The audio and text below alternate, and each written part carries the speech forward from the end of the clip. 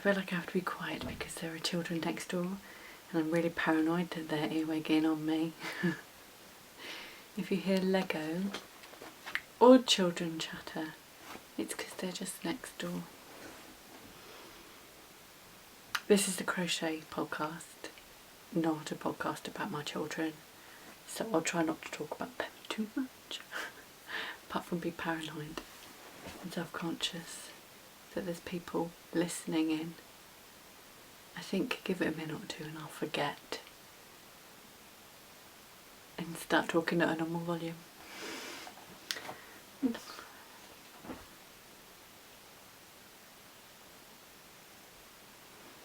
I hope you're okay. It's been 3 weeks since my last podcast, and I'm glad I don't have to wear any crochet jumpers for this episode because it's really super duper humid and quite heavy with heat and yeah, so hence a summery vest top, although there's not actually any sunshine. It's just sort of the sky looks white with cloud. This morning we went to the beach and got rained on. The kids loved it anyway, and we live close enough that we can go for an hour, not worry about coming back, having ruined a day or whatever, because I mean it's 10 minutes up the road, so it's not a biggie. Anyway, crochet. So I've been doing stuff I can show you, stuff I can't, as per usual. Shall I just start? That's my usual, isn't it? Just start. So whilst I do have commissions and things, and whilst I have reached deadlines, and I'm sort of starting to fret a little bit about that because I've got to go to work tomorrow, so no time to work on things. With the children off, I have to sort of make them priority, and that means that basically my 2 days per week for crochet work is not happening at the minute because of the kids. So I sort of do it as and when, but instead of going, right, I must work on these commissions and get those out of the way before I can do leisure crochet, the looming deadlines means I like to bury my head in the sand even more and then just quickly do one little project. I've got plenty of time. And so I made a bag, even though I think it was last episode I read out the long list of all the stuff I wanted to make, whether or not it was my stuff or other people's designs. This wasn't on it, even though those lists are quite big. But it was Granny Square Day on Saturday, and so I wanted to make a granny project for Granny Square Day. And whilst this isn't a square, it's a circle, and it's a bag, it is granny, and so I felt I needed to do something to make sure that Granny didn't go on unnoticed in my calendar. So I've made myself a granny bag, which is a shopping bag, a market bag, and I wrote a blog post about it, so if you would like to have a read about how I made it, then I will put a link in the show notes. But as you can see, it's got quite a loose drape on it, and it's absolutely saturated with rainwater because I took this to the beach and it had towels in it and spare clothes so that when they go and run in the sea and go swimming, which they did, they were going to have dry clothes and towels. I think the rainwater, some of that got in those holes. And so if you want a rainproof beach bag, then this ain't for you, but on a dry day it would be perfect. It's really wet and soggy and quite heavy with water, so it's sort of hanging low. But I really like it. It is essentially the granny market bag that I've made before and shown on the podcast before, maybe a while ago now, but I'll put links below if you want to make one. It is so quick, so quick. This is about 150 grams of cotton double knit. I like the way it looks when I hold it up, it's cool. I might make another one. I don't need another one, but this one is actually really usable.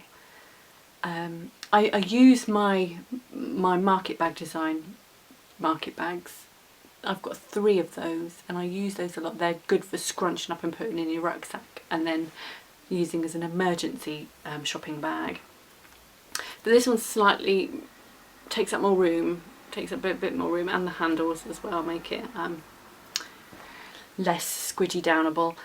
Handles, by the way, I bought them from Amazon. I bought like 5 pairs of handles 2-3 years ago, and I think this might be the last pair of handles I've got. Not sure whether I want to continue just buying cheap crap on Amazon because I feel bad about it, but perhaps I should go in search of some more sustainable alternatives that don't go through the megalodon. I was going to say megalodon, but I think that might be stupid. The mammoth company that is Amazon that I want to try and avoid. I'm purposely not going into loads of detail because I want to urge you to go and read about it instead. Just to keep things short and sweet today, so I'm not blathering on for ages and ages and ages. I've talked about different version of it in the past, so to talk about it again would be to just like be repeating myself. But needless to say, probably one of the most usable bags I have ever made. Took it up Tesco's, taken it to the beach. I shall do both of those things multiple times with that bag and swing it about proudly. But I don't know if everybody can do that, because actually when I shared a picture of it on Insta a few days ago, somebody commented that they can't actually use reusable bags where they are. They didn't say which country they were in, but presumably as a COVID-19 measure, they are being discouraged from using reusable bags, which is a reet shame. I don't understand how we can make such progress with things like being extra sustainable and being extra conscious about the materials we use, and then being told, oh no, actually you need to go back to single-use plastics. It's sort of, I get it, it's, you know, we have to do what we can to prevent the spread of this disease, but I don't know if a shop, nobody else touches that shopping bag apart from me. How on earth is it going to be the thing that spreads COVID? Wearing a mask will probably prevent COVID from spreading more effectively than me being the only person touching my reusable bag, which I can wash. Anyway, that was just one person's account, and you've got to do what you've got to do depending on where you are. So, right, that is the biggest finished object. No, it's not. Well, yeah, the biggest one that you haven't seen, I suppose. But I do have lots of diddy ones for, again, Granny Square Day. I've lost one. Oh, there it is. I knew there was more than one. So I came up with a design for Granny Square Day, and it is this. And I will be writing a blog post about it. I just haven't got around to it yet. I want to publish this as a freebie on the blog at some point soon. It looks really cute. I love it. I made a few different ones. This is just acrylic, double knit. I think I used a 4mm hook.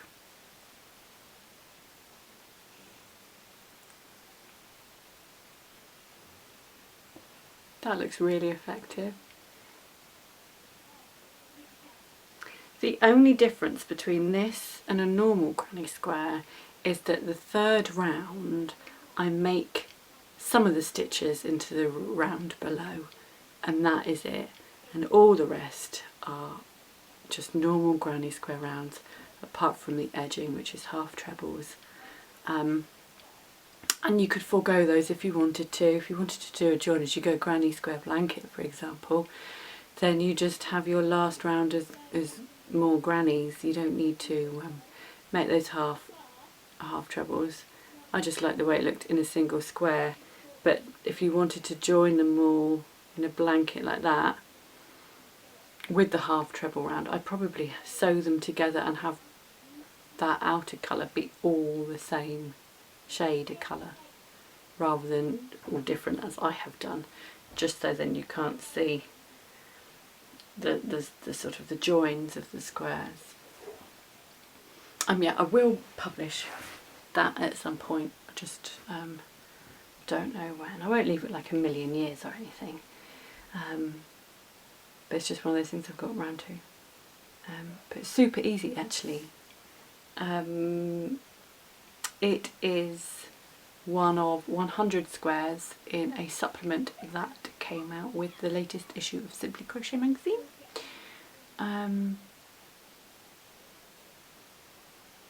And I've got 3 squares in that, but I don't have a copy of the magazine to show you. But it's funny because one of the squares I did, this is really naughty, it's a corner to corner. I mean, that's not granny at all, is it? I guess I was being a little bit subversive. But I thought I'd slip that one under the radar, even though I'm a granny purist. And I like a traditional granny, and when it came to thinking of a design for a granny square, this sort of thing maintained the traditional classic granny, but just went a little bit different, enough to actually like legit make a huge difference. If it's just one round that's different, it's amazing. I was well pleased with myself when I saw the result. But these will just go in my bag of granny squares, which when complete I will be sending off to, I think it's Woolly Hugs that collect granny squares, but you have to sew in all the ends, and a lot of the granny squares I've got wedged in my bag have not had their ends sewn in, so one day I'm just going to have to sew all of those in before I send them off. But every time I do a granny square, it gets put in that bag. When it's fit to burst, I'll send them off. Have I mentioned everything I need to mention about it? I think so. There are a couple of things that I am working on that you've seen before, so I'm not going to mention them again, otherwise you'll get sick of me talking about them. I'll just wait until they are finished, and I'm very much going to start being a finisher, because it's about time that I finished a lot of my languishing whips. So between now and, like, say Christmas, I'm hoping to have finished a lot of the things that just sat in project bags waiting.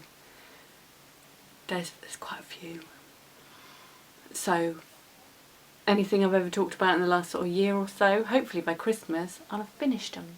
That's the intention. And if I say it out loud on here, maybe it'll happen. Place your bets. I'm going to, by the way, I've brought this up, which is the cowl that I mentioned last time in a separate video that I attached onto the podcast, episode 78. It's a cowl. So many people commented and said, yes, please do publish it, that I felt like I could hardly ignore that. So I'm gonna send it off at tech editing, hopefully in the next week or so. I haven't actually asked yet, but I will, and I'll see what I can do about getting it tech edited. But if you would like to be a tester, I think I'm not looking for loads and loads, I just want to make sure it works for everybody. So give us a shout, and I think I'll try and sort of get 3 or 4 testers to make sure it works. If you want to, that is. It's a 4-ply, so it's a fingering weight yarn for the green, and it's about 150 grams in total. For the green I used 100 gram skein of Nidderdale, which the colour is Nidderdale, sorry. It's Bar Ramu Titus, which has got a nice woolly halo on it. But was going to run out, so I decided to do the edging in Drops Nord, which is a similar weight yarn, much cheaper than this was, and still actually just as nice. Got a bit of a halo on it too. Cannot remember the mix. I think it's probably a wool and something mix, but I'm going to Google it because I don't know. Yeah, if I get it tested and tech edited, then I could release it quite soon. I've got so many. I'm getting to the point now where I've got more neck accessories than I know what to do with, and I might have to give this one away. I've already got a green shawl, which you've seen, and I'm going to bring it up next. And I think if I were to make this for myself, I would actually prefer it in all one colour rather than having a different colour edging. Drops Nord, I was going to Google that one. I've done something to my neck. Ow. Drops. Oh, get stuffed. Drops Nord. Yarn, excuse me. Drops Nord. Oh, it's got alpaca in it. It's a luxurious yarn made of alpaca wool and polyamide in beautiful mixed colours.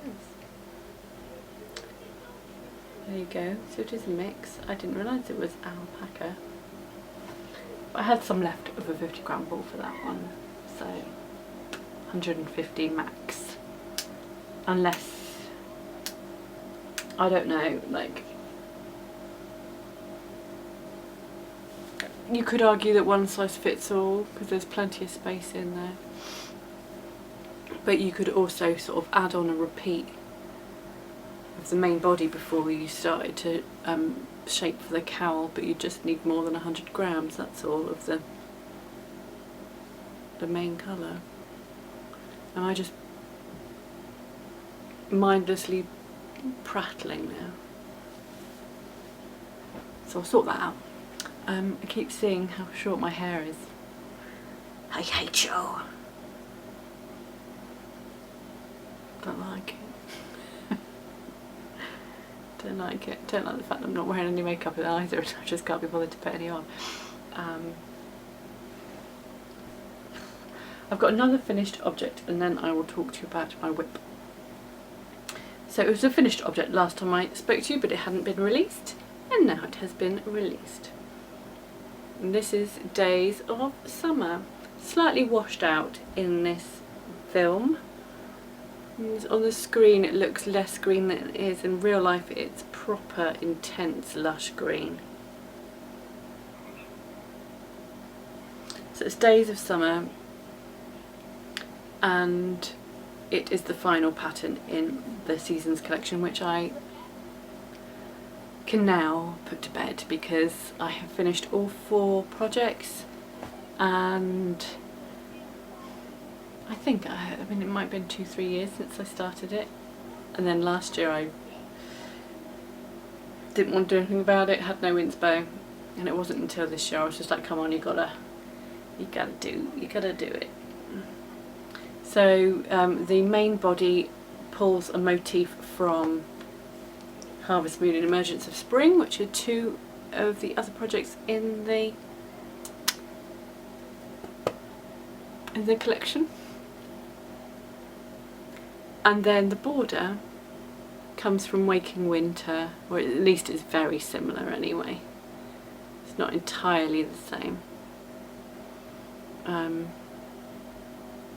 But I really like it, and even my mum said she liked it. she started following on Instagram. What's that about? For my mum to say, oh my gosh, all the work to work out how you did that pattern. I was like, I know, I've been trying to tell you for ages that this is really difficult. She just thinks I'm playing, I think. So Days of Summer has been released, and until the 31st of August there is 20% off Ravelry and 20% off Etsy. I have not worked out how to do discount on Lovecrafts, although I'm sure you can, because I saw that somebody else had done some sort of offer or promotional thing where all their patterns were reduced, so it must be a thing. I just find Lovecrafts difficult to navigate, but you don't know something, do you, until you know it. I need to just spend sort of 10 minutes sat down working out how to do it. But the good thing about Lovecraft is that once you've bought something from them, then you have a library of the patterns you've bought, so akin to Ravelry. And for those that aren't using Ravelry, then that's an alright alternative, but they still haven't got all the other features of Ravelry. I did decide to put this on Ravelry still, purely because most of my sales still come through Ravelry, and if I didn't put it on Ravelry I would have sold two. They released this a week ago and I would have sold 2 or 3 patterns so far, if I hadn't put, and that only if I hadn't put it on Ravelry. And actually sales are down anyway. It's very quiet at the minute. I don't know if it's COVID, I don't know if it's because it's the summer. I haven't really looked at my stats for the waves of when I sell the most patterns or anything like that, so I don't really know what the reason is for a lack of sales at the minute.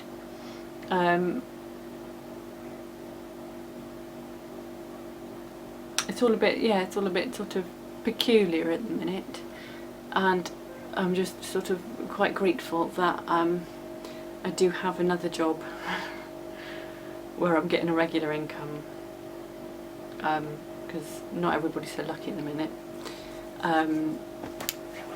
But yeah, 20% off Etsy and Ravelry, but Lovecrafts I haven't worked out how to do it yet. But it's on all 3 platforms, and you can, if you want it, go and buy it. So yeah, 20% off until the 31st of August, which I think is next week, which is crazy, definitely crazy. But this one I super duper love, and I think it's probably because it's just all one colour, not too busy with lots of different colours, which sometimes floats my boat completely, but other times I want to sort of blend into the background a bit more. Don't want to jump out and be the crazy one with all the colours. Sometimes I just want to sort of stand next to a bush and then nobody can see me because I'm covered in. And that brings me on to my work in progress.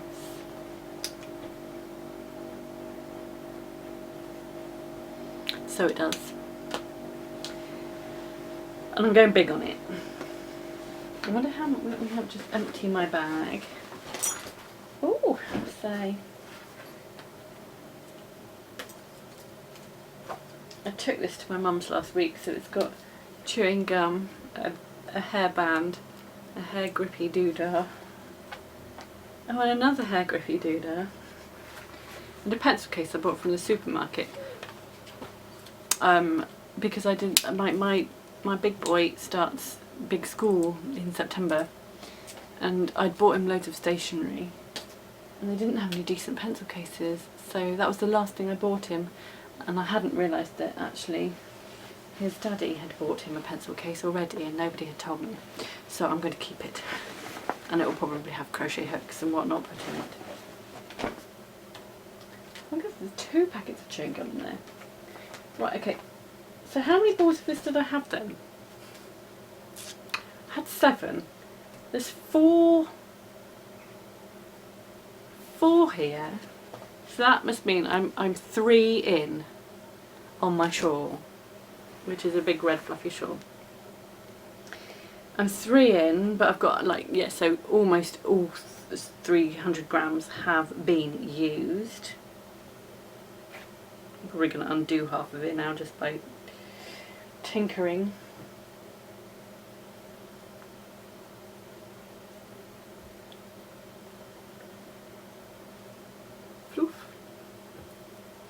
So I'm going to try and lift it up so you can see. Sorry, I'm fanning about. It's still not big enough at 3 balls. Not for a giant retro shawl, which is what it will be, and I won't know how to show it to you when it's that big. Not really. Please excuse the hairy armpits. I'm a feminist. That's a joke. Anyone can do whatever they like. Although I am a feminist.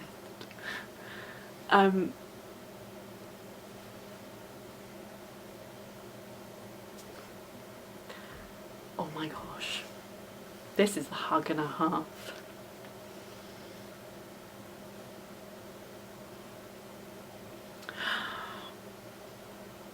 Now, sort of bearing in mind that it's this big, where are we talking now? It's bum skimming, but I want it at least at my calves, so that it is massive. And I think we can achieve that with the 4 extra balls. Will I chicken out before we get there though? And also, can I just say, excuse the mess. You know how in the past I tidied up for you. That's out the window now. Far too comfortable. I'm far too comfortable with you guys. Take me as you find me.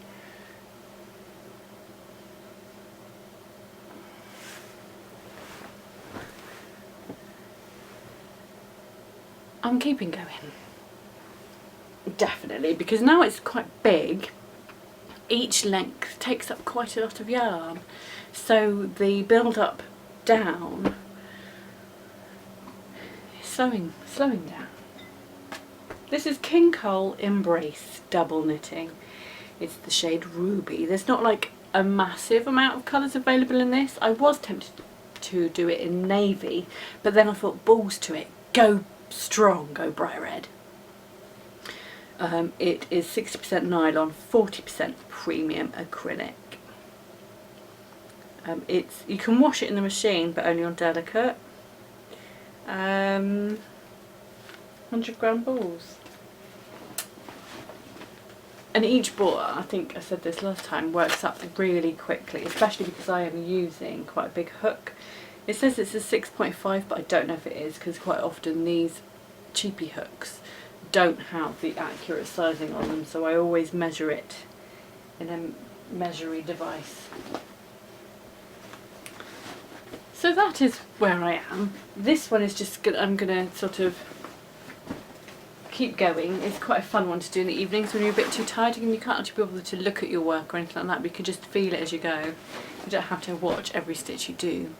This is quite nice for when you're tired. Definitely needs a name.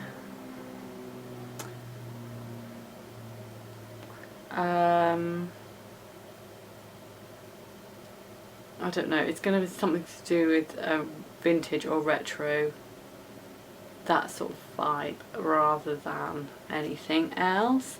And also, I mean, I reckon you'll be able to make this in non-fluffy yarn too, and it will look cool.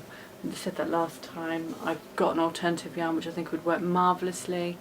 I may do a second version, but I don't know. I don't know where we are in terms of magazine release dates and stuff like that, but I do have a couple of patterns coming out in another issue of Inside Crochet magazine. But I reckon, and I think maybe next episode I can tell you about those There's 2 designs in the same issue, I think. But I know that one's being tech edited at the minute, so I don't know how quickly they sort of tech edit and then go to print. I imagine it's sort of a bit of time. It's not going to be, do you know what? Magazines are never released on the middle of the month, are they? They're always at the end of the month. So I don't know if it's the end of this month or the end of next month when those are released. But I've got them back. They've been and had their photos taken, and they've been returned to me, and I love both projects, honestly. We're headed into the autumn now, which is the best time for crochet, and I always feel most inspired with autumn projects, and so I feel that the things that are in this issue are banging. I'm really pleased with how they've turned out. 2 completely different things, and they go quite well together. I've just winked at you and I'm sorry, I didn't mean to. Right, I think that's it for my projects that I'm going to talk to you about anyway. What are you working on? It's really weird at the minute, isn't it? Are you one of these people that can't work on like big fluffy things in the heat? Or do you not care? I don't care for the most part. I'm alright. I could probably make a blanket even if it was 30 degrees outside. I just sort of watch it down between my legs rather than have it on my lap, and then you're good to go. I don't overheat that way. I do slow down a bit though. If you like watching Crochet Chat, give us a thumbs up. Think about subscribing if you would like to subscribe. And I'll put links to Patreon if you want to join me on Patreon. I do free patterns on there, extra video content from time to time, and opportunities. I'm going to do a giveaway soon, I think. I will just stew on that idea for a mo for a few weeks, and then also if you don't want to commit to Patreon, you can always buy me a coffee. I'll put the link as well in the description box below. Thank you ever so much. Can't think of anything else. I hope you're well. I could do with a snooze. It's 4 PM. I'm not going to do a snooze because I've got to make tomato sauce for the pizza. I made the dough before I hit record, and that'll probably rise quite quickly in the kitchen. It really annoyed me because to make the dough I had to do the washing up because there was crockery and all the cups and stuff all over the side where I knead my dough. So I was forced to wash up, and I was most displeased. It makes me I'm tired. I'm really tired. Like buggering about on the beach for an hour does not tire you out, does it? Like I've done some crochet. I've watched a movie today while the kids played on the computers when we got back after lunch. And then I went and had a chat with the tortoises. They're doing alright. They've discovered how deep they can bury themselves, which makes me so anxious. But the internet says it's fine, that's what they do. But my God, how can you breathe under all that dirt? It just fills me with huge levels of anxiety. And also I'm worried that they're going to try and, like, the temperatures, it's still like 20 degrees and you're not supposed to worry about it until it's 12 overnight. Yet they seem to be displaying hibernation desires already, which means I want to build them new indoor kit. And it's so frustrating because the tortoises were supposed to be a breeze. When I got a tortoise, the idea was that I just chucked them in the garden and forgot about them. Would go out and chat when I fancied it, but when I didn't, they would just get up to their own thing. So not only did I mean, in my head I had one tortoise, but they came as a duo. I am considering rehoming one because they fight, and if I don't build them separate accommodation, then it's a lifetime of squabbling. which can get quite vicious and violent if left to their own devices, and I always split them up when I see it. But so you get my tortoise stories. 1 week it's hugely amorous, and then the next time it's nothing but fighting. Standard stuff, I guess. Budgie's doing alright, Cat's doing alright. I was thinking about, I was like, oh, I could get the Budgie a mate as well. He loves chatting to himself in the mirror. So what would he be like if he saw his mates again? Because he came from an aviary, my dad's front garden. So he might miss his friends. I think it's safe to say I've run out of things to talk about. I'll go and make that tomato sauce and make a cup of tea. And then probably sulk because I've got to go back to work after 11 days of not working. I don't know when I'll be able to book more annual leave. I've only got a few weeks, like equivalent of I think 3 weeks left between now and April. So I don't know when to... I'm very lucky that actually I have 4 days off between each week I work. I'm very grateful for that. Thanks ever so much for watching. I hope you're alright. See ya. Bye.